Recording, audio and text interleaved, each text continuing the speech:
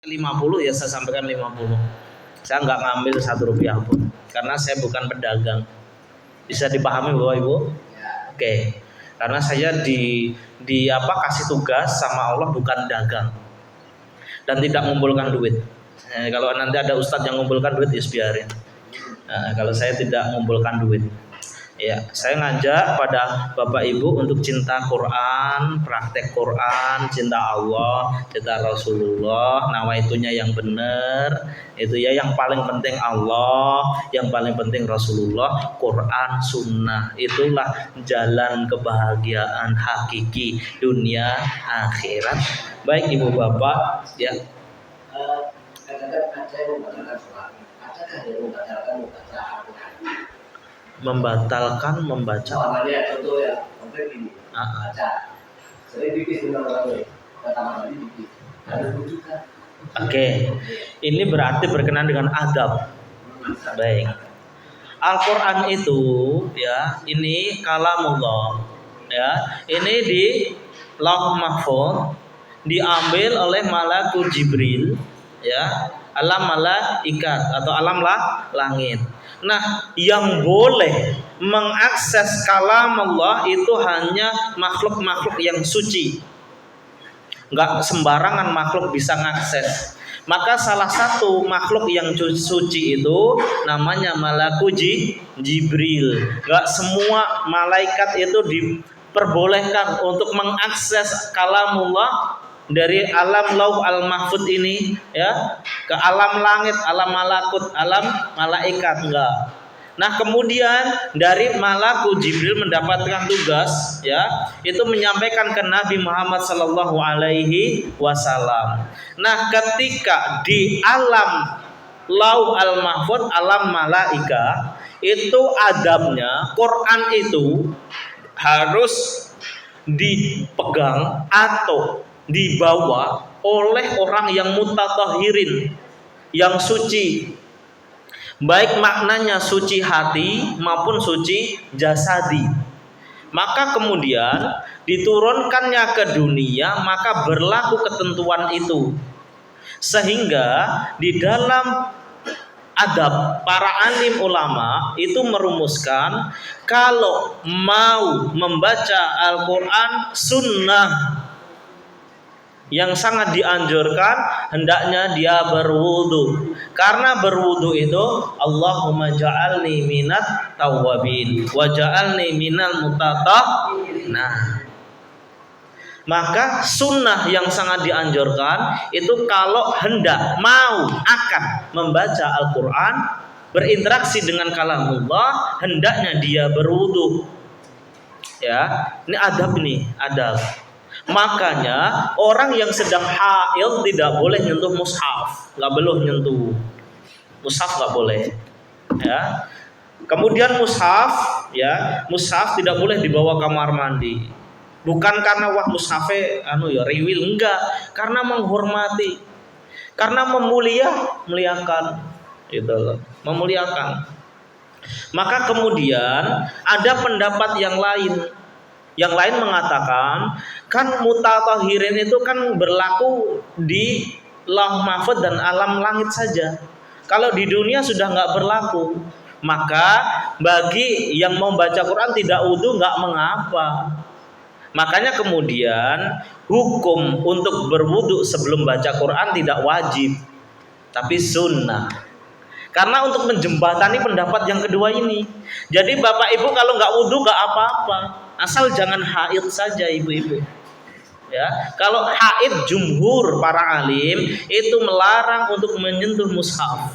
Walaupun ada sebagian yang membolehkan, tapi ini sebagian kecil aja. Jumhur keseluruhan itu melarang kalau wanita haid itu jangan menyentuh mushaf. Bisa dipahami? Nah, kemudian kalau membaca, maka bagi perempuan yang haid diperbolehkan membaca dengan syarat tidak menyentuh mushaf. Maka menjadikan Al-Quran itu hafalan, murojaah, itu kan nggak nyentuh mushaf, maka boleh. Nah, ada satu lagi pendapat yang tidak boleh. Wanita ibu-ibu yang haid baik menyentuh tidak menyentuh berinteraksi dengan Al-Quran nggak boleh.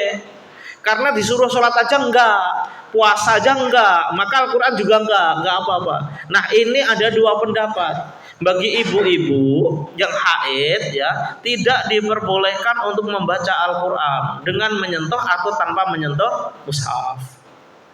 Ya, tetapi para alim ulama jumhur itu karena bacaan Quran itu unik ya, sifatnya unik, dijajarkan dengan sholat dan saum itu berbeda ya. Sholat dan saum itu atas waktunya, ibadah atas waktunya, saum atas waktunya nggih, bulan duhur atas waktunya nggih. Nah kalau Quran itu tidak terikat waktu, kapanpun. Mosok ibu-ibu lagi haid sakharatul maut ora untuk nyebut asmane Gusti Allah, kan ya lucu. Ya Allah, aku lagi haid iki sakharatul maut piye iki. Ora entuk nyebut namane panjenengan, ora entuk maca Quran, ora entuk eling, ora entuk ana.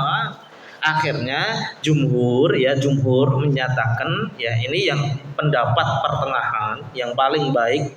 Satu, bagi Anda yang hendak membaca Quran, hendaklah berwudu. Satu. Walaupun ada pendapat orang berwudu rapopo, tapi ini yang paling baik. Ya, kalau bisa lakukan Bapak Ibu. Satu, kalau mau membaca Quran wudu.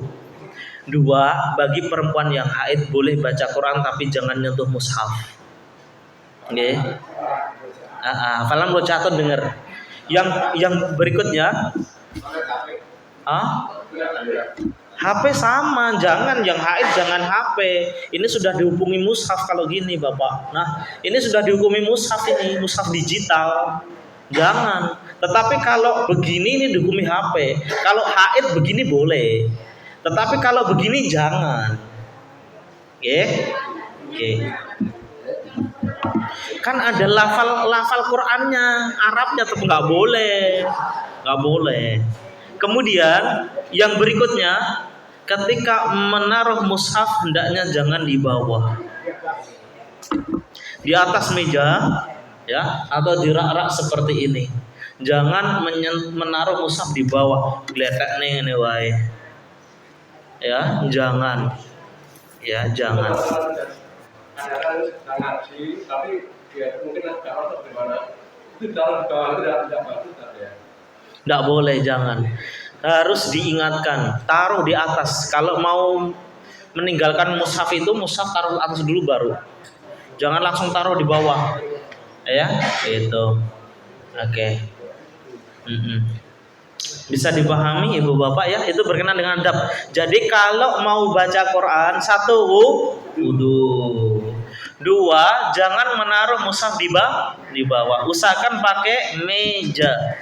Ya, kalau berinteraksi.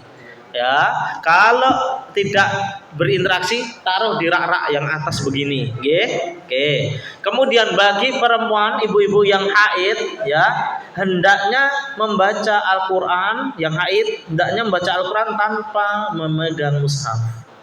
Gitu nggih? Jadi tetap boleh membaca Quran tapi tanpa memegang mushaf, hafalan. Ya sama aja, jangan. Walaupun Anda mengajar, hindari menyentuh mushaf. Maka dihafalke. Atau disuruh anaknya untuk ngaji, dengerin aja gurunya. Itu aja. Banyak bisa diilmukan. Yang penting baik itu untuk ngajar atau untuk deres dan sebagainya. Kalau haid jangan bawa mushaf. Ya. Misalnya tulisan di buku begini, ini bisa dikatakan mushaf juga. Kenapa? Karena ini ada ayat-ayatnya. Ini misalnya haid jangan megang seperti ini. Ini karena sudah ada ayat jadi ini, ya jadi. Satu ayat jadi itu sudah mushaf sudah. Ya. Bismillahirrahmanirrahim sudah, itu nggak boleh disentuh itu. Ada tembok tulisannya Bismillahirrahmanirrahim jangan disentuh. Ibu-ibu yang haid nggak boleh. Nah, itu. Jadi apapun kalau itu ada tulisannya dibaca kok wahyu bahasa Arab, itu sudah mushaf ya. Karena dulu zamannya Nabi SAW mushaf itu ditulis di atas kulit, di batang-batang pohon yang keras, ditatah Jadi makanya nulisnya dari tangan, dari kanan karena natah. Nggak ada gini. Kalau kita gini kan, karena nggak natah. Kalau zaman dulu natah, makanya dari kanan. Nah kan nulisnya dari kanan karena natah. Nah ya, yang pengrajin kayu kan ngerti, mesti natah kan tangan, krek gitu. Gini ya kolo tapi kan kekuk. Nah, ya. Jadi kalau baca hadis Ya. Kalau hadis, perhatikan ibu bapak ya, hadis Nabi SAW itu satu ya, hadis dihukumi berbeda dengan wahyu ya. Maka biasanya kalau matan hadis boleh, megang boleh. Tetapi kalau hadisnya di sana ada tulisan kalamullahnya, ya jangan. Lihat-lihat dulu. Misalnya hadisnya cuma at-tuhuru syatrul iman, boleh kan? Ya karena nggak ada wahyunya kan. At-tuhuru syatrul iman, gitu kan? Boleh kan? Nah, kalau hadisnya itu ada kalamullahnya ya jangan. Ya udah apa-apa, itu kan cuma nama orang. Nama Abi Hurairah itu kan nama orang. Nggak apa-apa. Ya tulisannya Arab, yang penting tidak, bukan Al-Quran, boleh. Tetapi kalau di sana nanti ada kalamullahnya, jangan. Karena ada buku-buku hadis yang nanti campur kalamullah hadisnya. Gitu. Kalau cuma hadis biasa ya enggak apa-apa. Dan bacanya tidak usah pakai tajwid. An Abi Hurairah. Oh, enggak usah. Qala Rasulullah sallallahu alaihi wasallam. Enggak usah. At-tuhuru syatrul iman. Nah, enggak usah begitu. Ya, at-tuhuru syatrul iman gitu aja. Enggak. Pak tajwid itu hanya kalamullah, Quran saja. Sedangkan bacaan teks Arab itu enggak usah, biasa aja. An Nabi Hurairah radhiyallahu an, anna Nabi sallallahu alaihi wasallam yaqul, qala dan seterusnya. Ya. Kalau baca Quran sebaya itu, Iya. Tadi ada seni-seni untuk menanyakan pas baca tentu. Apa ya? Iya sudah wudhu lagi. Tutup Qurannya wudhu lagi. Ini kan idealnya. Jangan Bu langsung waduh walah gitu. Ibu nggak usah wudhu lagi juga nggak apa-apa. Ini kan idealnya, anjurannya. Kalau panjenengan tidak wudhu pun tidak apa-apa. Yang penting tidak hail. Kan saya sampaikan ini idealnya, yang paling baik. Ya. Tetapi kalau tidak dalam keadaan wudhu boleh. Kentut, nggak wudhu kentut ya nggak apa-apa, lanjut baca aja. Bapak-bapak nggak wudhu baca Quran nggak apa-apa. Tapi kan saya sampaikan yang idealnya. Ya, anjuran. Nggih. Ya, ini ibu ini yang terkait ini betul baca Quran. Sedangkan jadi kan tidak boleh memegang Quran. Tidak boleh memegang mushaf, bukan tidak boleh membaca. Ya, tidak boleh memegang mushaf ya. Lah seandainya gitu kan. Ibu-ibu ini menyuruh anaknya dia membuka-bukanya, anaknya baca. Kemudian anaknya yang meneruskan hal yang boleh. Kan itu taktis saja. Yang penting ibunya nggak megang gitu aja. Ibu, saya kasih mushaf di sini, ibu megang nggak? Berarti boleh. Ketika haid pakai beginian boleh. Kan nggak megang, gitu. Nanti yang operator kan siapa? Siswanya suruh ngoperatorkan, anaknya suruh ngoperatorkan, gitu. Yang penting orang demok ngono wae. Yes. Gitu. dari jauh bisa ya? Bisa. Oh, iya kan besar ini dari jauh bisa. Iya. Gitu. Bisa dipahami, Ibu Bapak? Ya, ada pertanyaan lagi? Cukup ya? Iya, alhamdulillah. Ya. Baik ibu bapak yang berbahagia, alhamdulillah kita di penghujung ya, di penghujung acara ya. Kita akhiri bersama dengan bacaan hamdalah 1 2 3. Alhamdulillahi rabbil alamin. Subhanakallahumma rabbana wa bihamdika asyhadu an la ilaha illa anta astaghfiruka wa atubu ilaik. Mohon maaf apabila ada kesalahan dari saya, semoga bermanfaat untuk Bapak Ibu semuanya. Diharapkan pekan yang akan datang insya Allah bisa hadir.